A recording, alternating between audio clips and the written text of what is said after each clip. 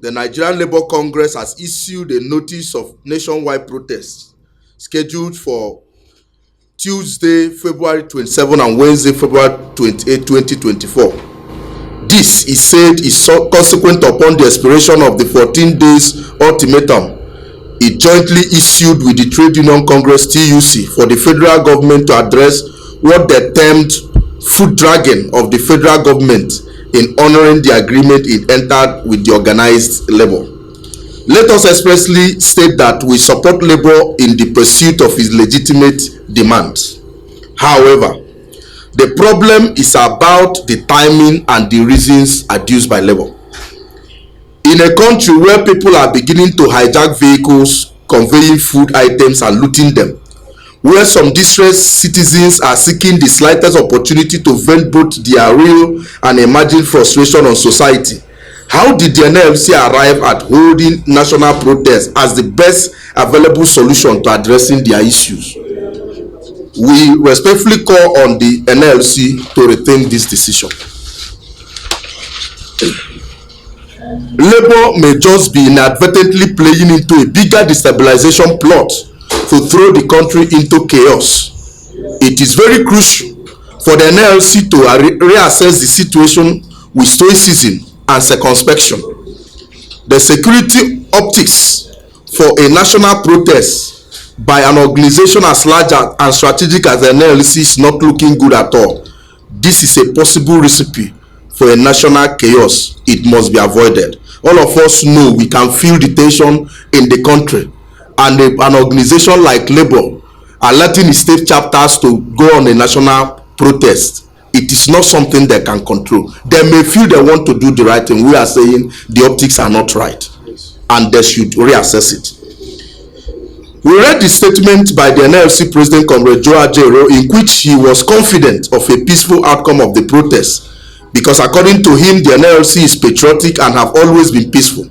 Yes, Mr. Comrade President, we do not argue with you to the contrary. The only factor you did not include in your analysis is that there is an evident palpable tension in which such a protest could inflame. We speak as members of the civil society with long history and experience in organizing protests, and we can tell out of experience the conditions precedent for protests being hijacked or spiraling out of control.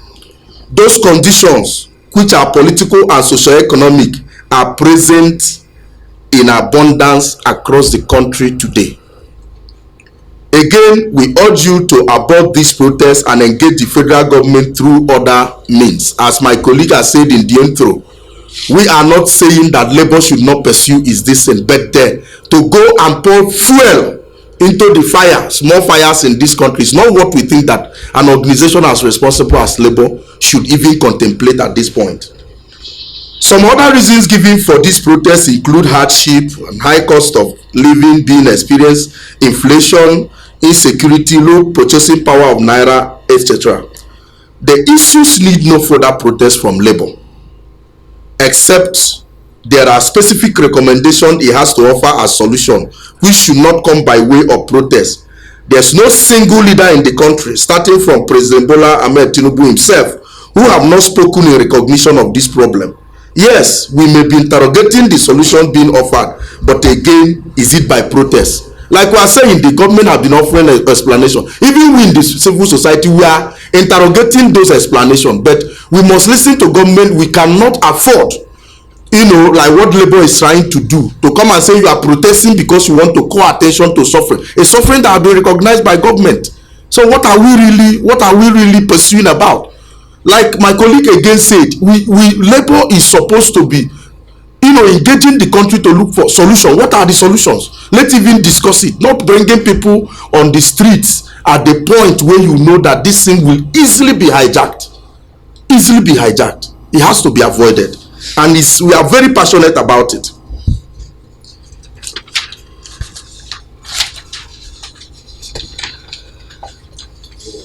Okay, concerning the entire agreement reached, we believe that the implementation should be fast-tracked. However, it has to be recognized that a number of those agreements are being addressed.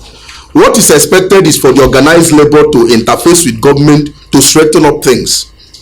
But protests in a time that the reforms of the federal government is discharging its harshest venoms should be completely off the table.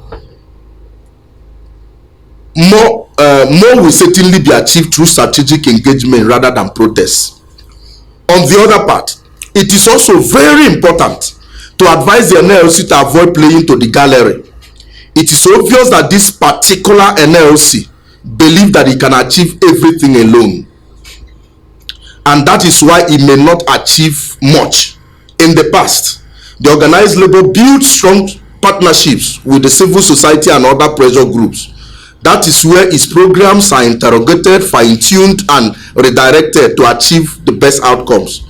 But it is now certain that Comrade Ajaero leadership style does not believe in collaboration and partnership. He does not like his programs and strategies to be reviewed, analyzed, or discussed.